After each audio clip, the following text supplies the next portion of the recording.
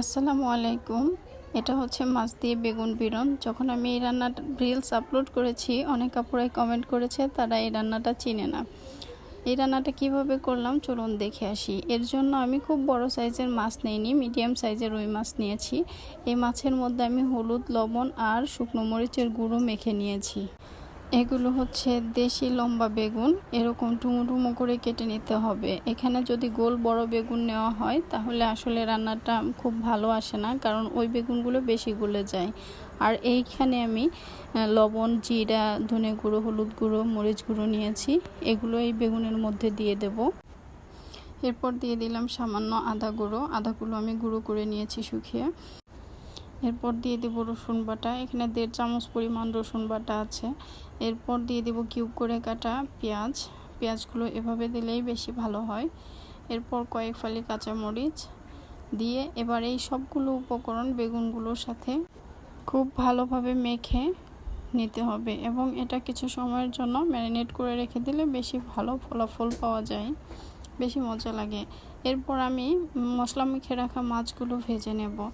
মাছগুলো উল্টে পাল্টে লাল করে ভেজে নেব, যেন এমনিতেই খাওয়া যায় এরকম ভেজে নেব মাছগুলো। মাছ ভাজা হয়ে গেলে ঠিক ওই তেলের মধ্যেই আমি ম্যারিনেট করে রাখা বেগুনগুলো দিয়ে দেব। বেগুনগুলো দিয়ে একটু ছড়িয়ে দেব। আর এই রান্নাতে এক ফোঁটাও পানি ইউজ করা যাবে না।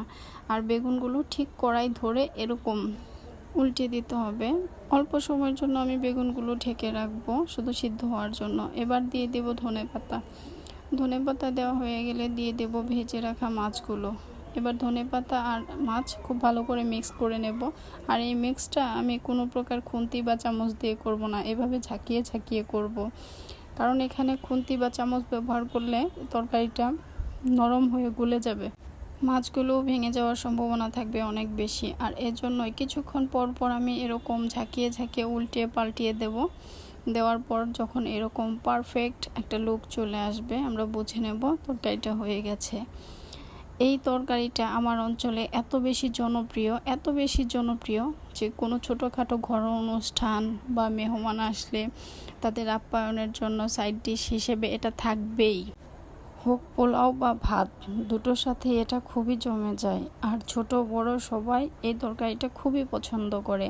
আর এটা হলে অন্য কোনো আইটেম না হলেও চলে, এটা দিয়েই ভাত খেয়ে ওঠা যায়, কোনো সমস্যা হয় না। এটা এত বেশি মজার, যাদের ইচ্ছা হয় এভাবে একবার রান্না করে খেয়ে দেখতে পারেন। কেমন, আমি কতটা সত্য বললাম নাকি বাড়িয়ে বললাম আপনারা যাচাই করুন। অসংখ্য ধন্যবাদ সবাইকে পুরো ভিডিওটি দেখার জন্য।